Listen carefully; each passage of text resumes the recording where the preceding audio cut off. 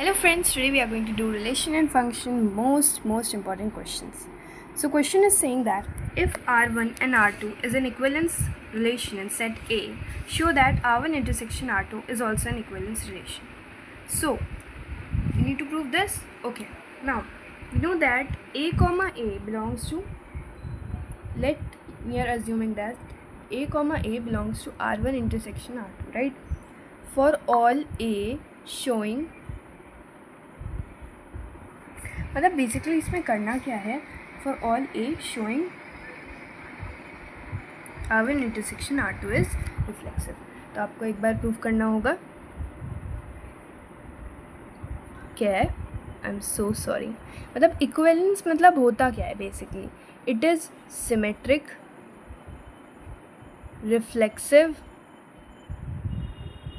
I hope my screen is visible to you all, and transitive, right. So उसको हम लोग equivalence relation बोलते हैं.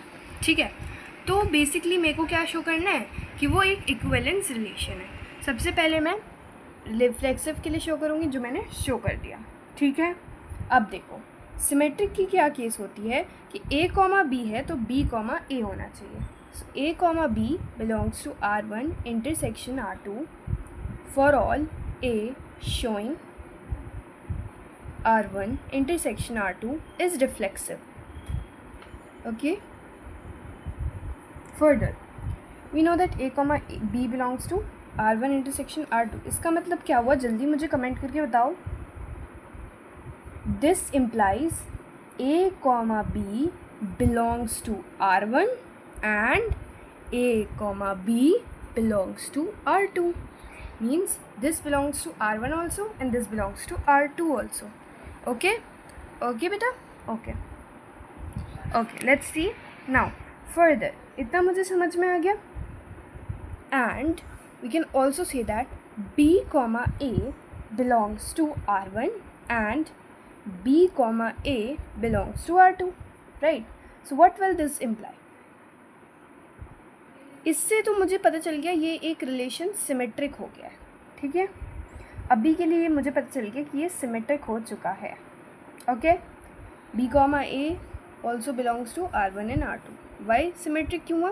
Because B comma A also belongs to R1 intersection R2. That means this is a symmetric relation. ये आपको change समझ में आ गई?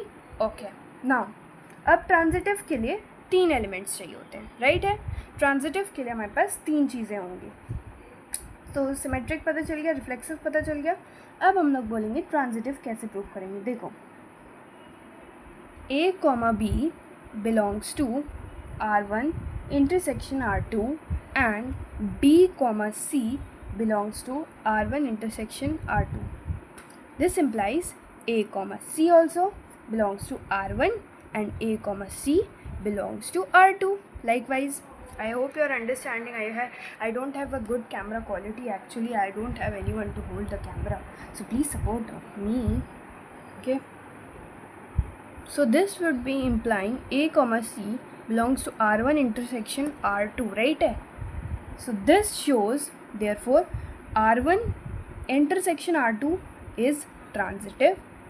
So we have proved this relation is transitive, this relation is symmetric, this relation is reflexive.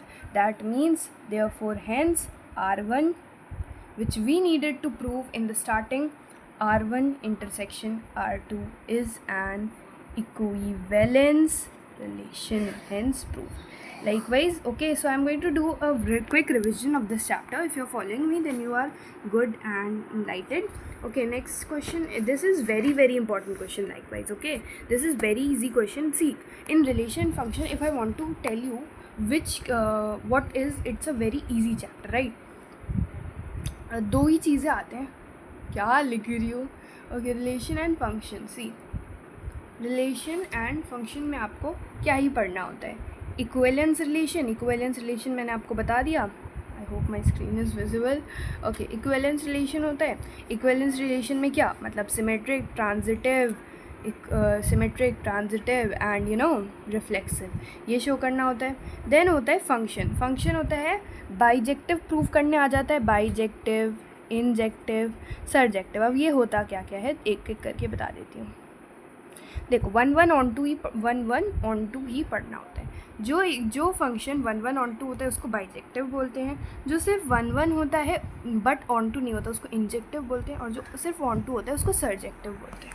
So I hope you understood this thing. Okay, so I am just giving you a quick revision. बस relation function में यही है और कुछ नहीं है, ठीक है। और मैं क्वेश्चन, तो मैंने इक्विवेलेंस का एक क्वेश्चन करवा दिया, अब मैं फंक्शन का करवाती हूँ। सो एग्जाम्पल 51 देखो, ठीक है। क्या कह रहा है question, consider a function, function क्या है मेरे पास 0, π/2 की फंक्शन है, ठीक है, which is belongings to real numbers given by f of x is equals to sine x, g of x is equal 0, π/2 belongs to R given by g of x is equals to cos x. So we need to show that f and g are 1 1, but f plus g is not 1 1, ठीक है।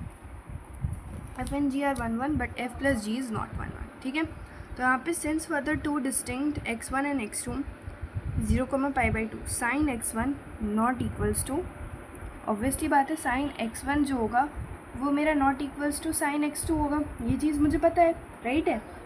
And अगर ये हो गया तो cos x1 not equals to cos x2 हो जाएगा, right है।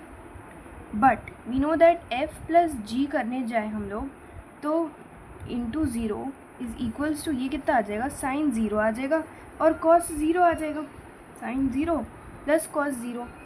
तो साइन 0 की वैल्यू क्या होती है, 0 होती है, और cos 0 की वैल्यू 1 होती है, तो ये कितना आ जाएगा, 1 आ जाएगा, ठीक है। f प्लस जी ऑफ π/2 देखें हम लोग, ठीक है, मतलब 0, π/2 पे चेक करना है, समझ में आ रहा है आपको, f प्लस जी करके। तो यहाँ पे क्या आ जाएगा, लाइक वाइज साइन π/2 आ जाएगा प्लस cos π/2 आ जाएगा। अब साइन π/2 की वैल्यू लाइक वाइज 1 होती है, cos π/2 की 0 होती है, तो यहाँ पे 1 आ रहा है अगेन। तो यहाँ से मुझे क्या पता चल गया, therefore f plus g is not 1 1, f plus g is not 1 1, दोनों के अलग अलग इमेज होनी थी। तो यहाँ पे तो 1 1 आ गया ना, मतलब समझ रहे हो, 1 1 आ गया, ठीक है। सो यहाँ पे एक वो 1 1 नहीं है, f एंड g 1 1 है, राइट है।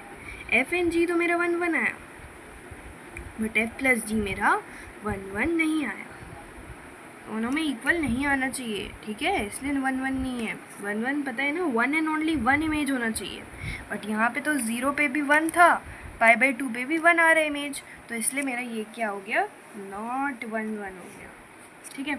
नेक्स्ट जो इम्पॉर्टेंट रहेगा क्वेश्चन वो आपके लिए, एक सेकेंड बेटा जी, एक सेकेंड दिखा रही हूँ आपके लिए जो इम्पॉर्टेंट क्वेश्चन रहेगा, चलो बाद में दिखाऊंगी। ओके, सो बाकी मिसलिनियस के क्वेश्चंस डिस्कस कर लेते हैं, ये मैं होमवर्क दे रही हूँ आपको, आप घर से ट्राई करके आना। ओके, क्वेश्चन नंबर 4 देखो, इसमें क्या कह रहा है, show that the function f R belongs to -1, 1 f of x is equals to x upon 1 plus mod x।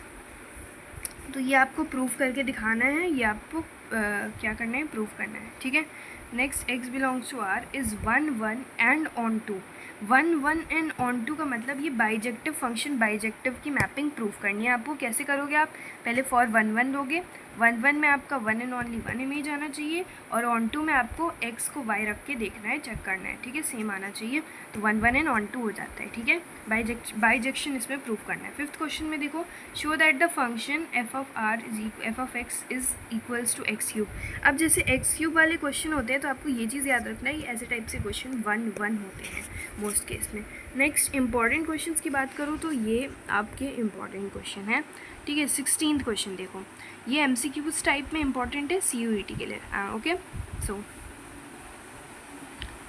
So guys let's see, let A belongs to 1 2 3, okay, the number of relations containing 1 2 and 1 3 which is reflexive and symmetric but not transitive is।